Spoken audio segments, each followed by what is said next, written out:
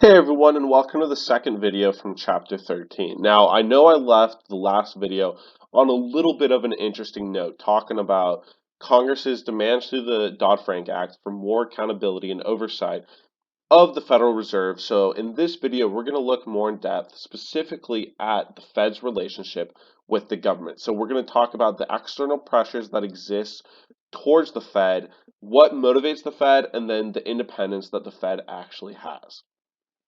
So, concerns of power and oversight go both ways. It's not just one-sided that Congress is worried about the power that the Fed has. The Fed is also sometimes worried about the roles and objectives that Congress has. And part of the reason for that is because the role of the Fed is sometimes contradicts political objectives. So, for example, uh, the Fed, it prioritizes financial stability rather than economic growth, and that is a bit of an important distinction. And uh, that being said, the Fed's independence was actually intentionally created so that it can resist external pressures. Congress recognized that what the Fed was designed to do is complicated and is sometimes controversial, and so they gave the Fed intentional independence to keep it completely isolated from political pressures. And that even includes that, unlike most agencies, the Fed doesn't even need to request funds and have their budget approved by Congress. Now, there are a couple of other justifications for this. And one of the big ones is actually that most open market operations actually turn a profit. So, for example, in 2019, the Fed turned a $55.5 billion profit and gave 54.9 of that back to the Treasury. So, unlike pretty much every other branch of government, the Fed is actually money making for the US government through the interest rates that it receives. So, because of that, they actually get a little bit more of a pass because Congress isn't quite as concerned about taxpayer funds in typical times. There's also very little government oversight on the day-to-day operations because of that the Fed conducts, and so because of this, it's actually sometimes referred to as the fourth branch of government because it exists within these checks and balances, but it doesn't necessarily respond to any other individual branch of government.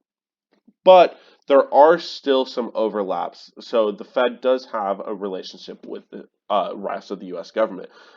Some of them we talked about within the context of the Dodd-Frank Act, but there's also other important ones, such as the president nominating the members of the Board of Governors, and sometimes because of requirements, we can see presidents nominating a pretty significant number if they especially last 8 years.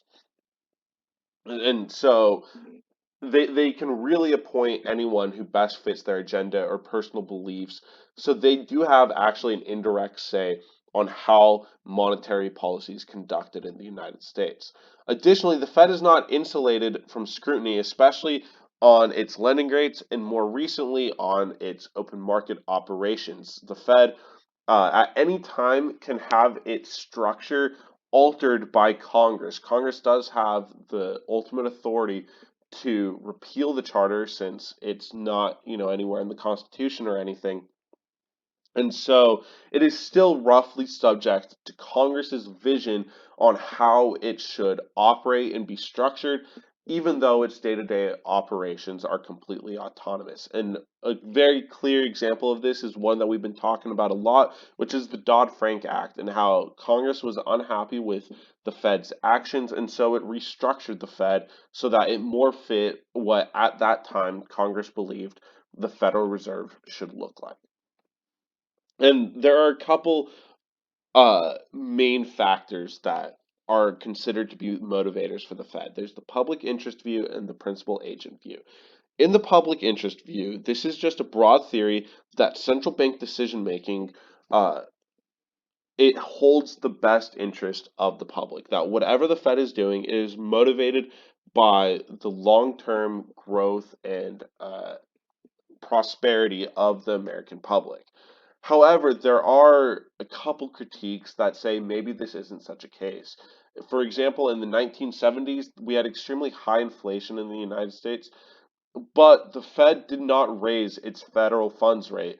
Uh, and so we have a little bit of reason to question why they weren't trying to rein in inflation more than what they were doing.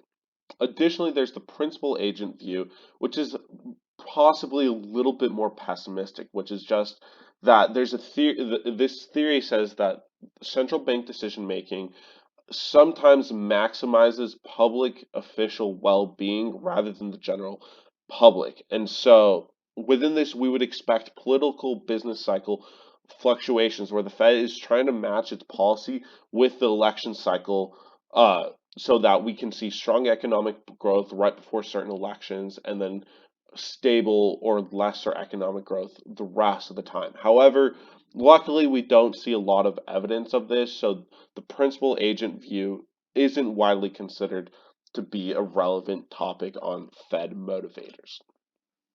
Now let's look at what should happen in the future, specifically in this ongoing discussion about whether or not the Fed should be more or less autonomous. And there are a few reasons to support Fed independence.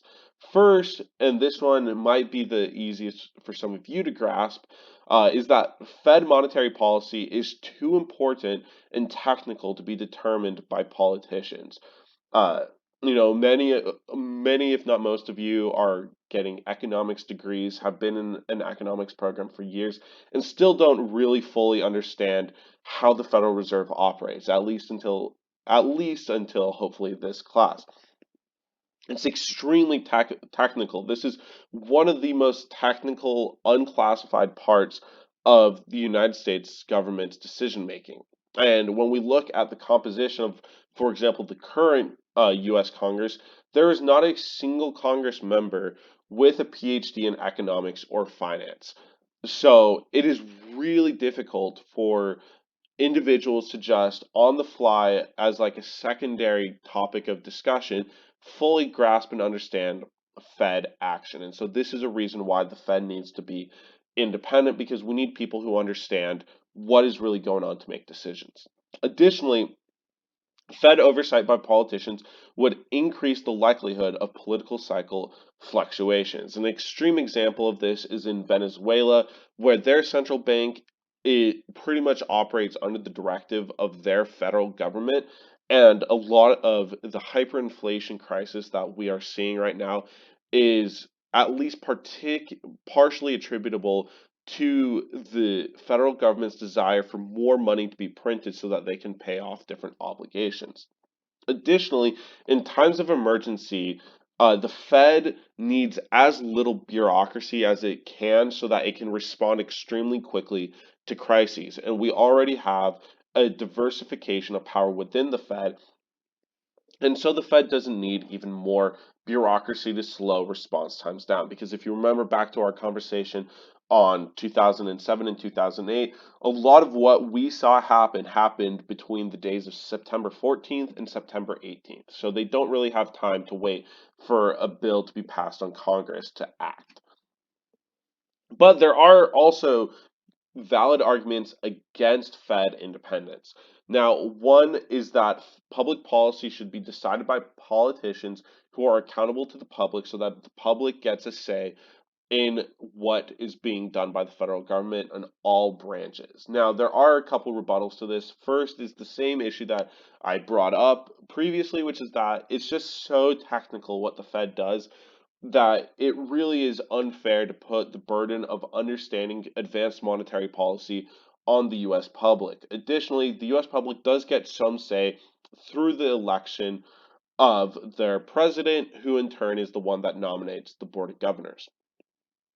But on the flip side, reducing Fed independence could potentially increase coordinated and integrated monetary policy with other economic tools from other branches of government.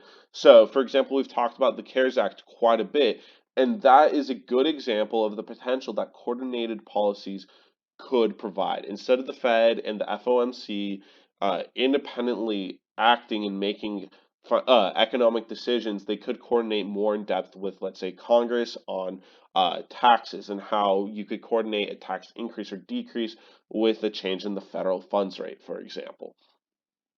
So there are good reasons to argue for and against Fed independence. But that being said, short and sweet, you are now done with chapter 13.